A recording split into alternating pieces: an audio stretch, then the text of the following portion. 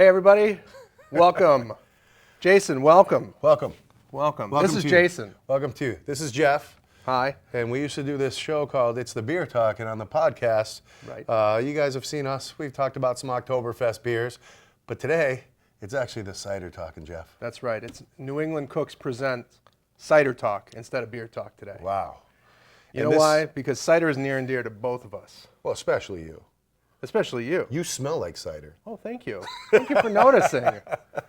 And there's such a lot to talk about because cider, as you know, very, very popular in the Northeast, right? Yes. Very popular in Vermont. Yes. But also very popular nationally and internationally. And growing. And we'll Yes. get into that. Yeah. You know, there's a great variety here that we're going to showcase for you folks today and talk about a little of the history as well.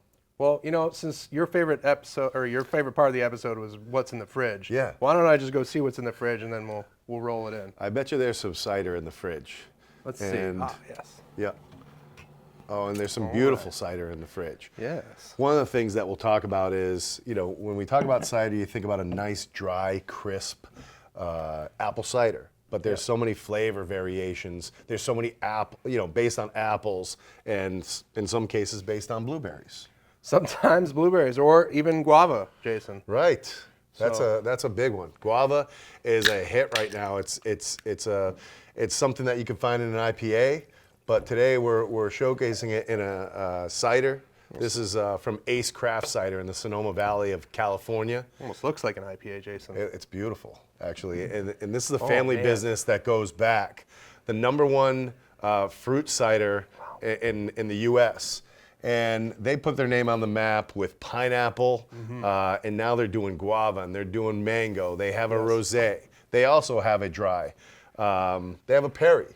That's right. As well. Yeah. And it's all real fruit. There's no sugar added, and it's a brand that we're featuring in Vermont. It's not a Vermont cider, so it doesn't go through the roof. Right. But if you're a cider connoisseur and you want to visit a couple of different styles, Ace is one not to miss. Well, and it's tropical, Jason. It's juicy. It actually probably is a really good cider for those people who do like the New England style hazy IPAs and that like tropical fruit. Yeah. This is a really good first step over. It's got a little bit of sweetness to it, but it's not as sweet as some of the older ciders in the market where people think, oh, I don't want to drink cider because it's too sweet. This is a nice little half stepping stone. We'll talk about some really bone dry, 0 grams of residual sugar ciders in a minute. But I was really proud of you, and I don't know if our listeners and our viewers noticed, but Jason used the word Perry. And Perry is a term in the cider industry to refer to a cider that's made from pears, right? So cider is made from apples, Perry is made from pears. And I think you might have learned that in the class that we did together, right? It was a fun class. Yeah. I'm a certified cider professional. That's right. We have about 20% of our sales staff at Farrell Distributing is our certified cider professionals. This is a program that we participate in through the American Cider Association, which we are active members with. And I've actually just joined the education committee to help develop that program a little bit further going forward. Reverend Colonel, the big dog, the instructor, if you will. I'm just very The passionate facilitator. about cider. And with this certification, it's kind of like Cicerone is to beer and sommelier is to wine. The certified cider professional is to cider. And it's really raising the bar and making sure that the sales reps and the bartenders and the bar managers know what they're talking about when it comes to cider. Because as you mentioned, this category is really growing Blowing up. rapidly, Yeah. nationally, internationally. The last time I went to CiderCon, I was drinking cider from Japan. Right? It's incredible, you know? Yeah, and we have a variety of these ciders in our portfolio. We have Rekorderling, which I don't want to overlook, which is from Sweden. Yes. There are some really popular international ciders, not to be overlooked. You know, they're very popular here, Washington, Vermont. We talked about Minnesota. Yeah, New York. If you're still listening from New York and watching, thank you for sticking around. But we have a lot of great cideries right here in Vermont, Jason. So why don't you take us down to Vergennes there? Well, in Vergennes we have Shacksbury cider, and it's on the quieter side, but it's really they're really making some noise right now. No pun intended. Always been on the dry, and what I'm drinking right now is Shacksbury Light. This is just come out recently. They stopped the fermentation a little earlier. They don't add any sugar. This is only 100 calories. It's gluten-free. It's 4.2%. You get a better price point on this because it's just a simple light cider. What you see is what you get. It's starting to splash around, available in kegs in our on-premise, and then these Shacksbury light cans are available in 6-packs in the off-premise.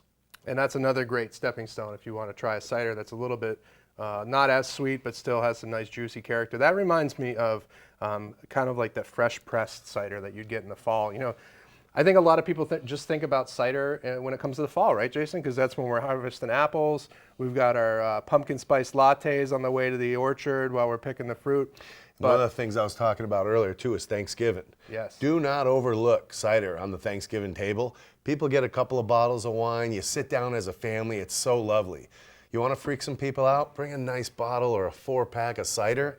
And when people look at you funny, just pour it for them. It pairs so well with the turkey and with all the sides. It's delicious. So there is a cider season. It is the fall. It's the holidays. And quite frankly, it's year-round for us. When you talk about food pairing, which we talk about a lot actually, and you know the reason it works is because of the acidity, right? Apples have acidity.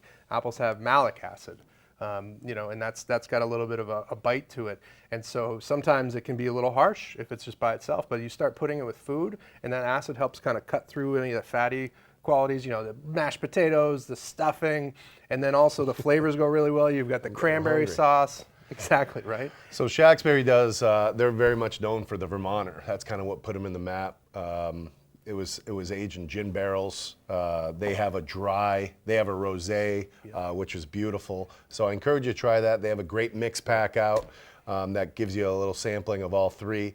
And again, it's one of Vermont's finest. Right there, in addition to Citizen Cider, that offers a lot of great variety.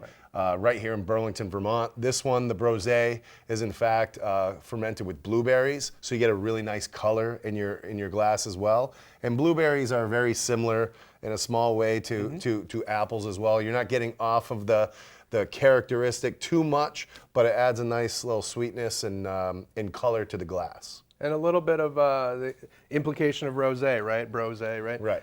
And you get that nice color. You get some minute amount of tannin from the blueberry, which is another great food pairing option, especially Thanksgiving time, to your point. In the rosé category, you said Shacksbury has one, but we also have a rosé from Eden, which is up in the Northeast Kingdom. Sparkling dry. That's right.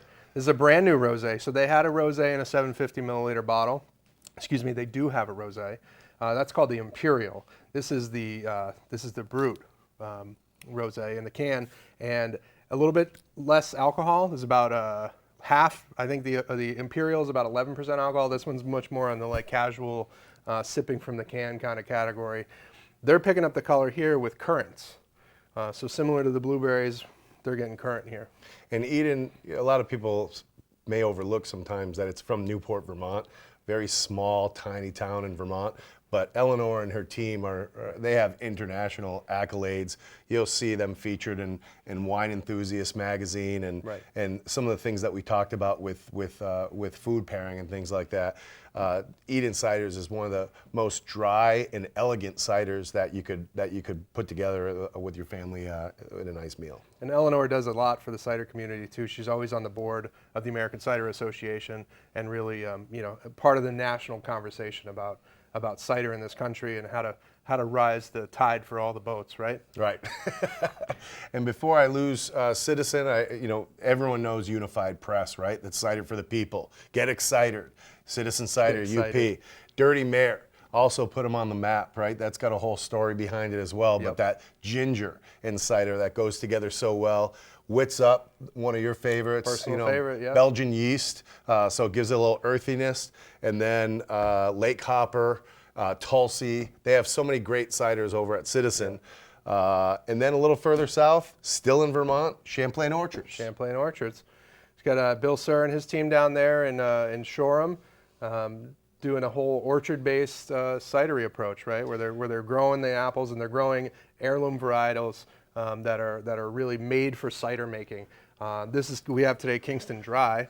So Kingston because of Kingston Black apple, and dry because, well, guess what, Jason? Super dry. No sugar. No sugar. Super dry.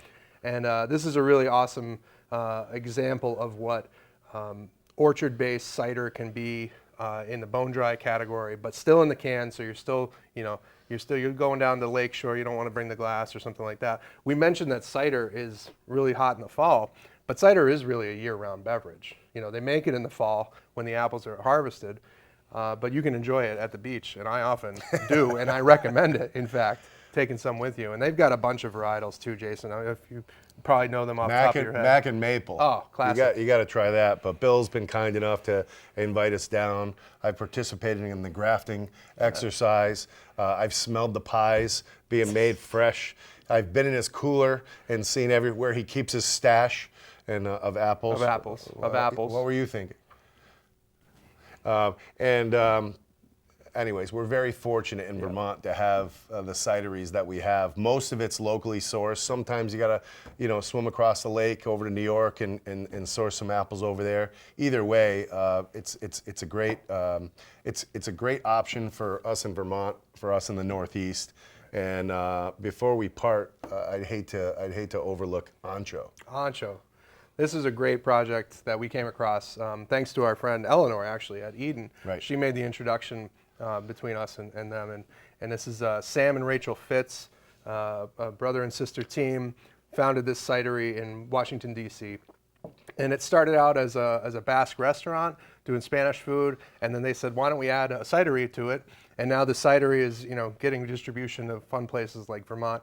Really just one of those brands that I'm just passionate about because of how nice the people are and also how good the cider is. So the Cidre Blanc here that we have, Jason, is a hazier style, Spanish style, so it has a little bit of that funk on the nose that you expect from a Basque cider.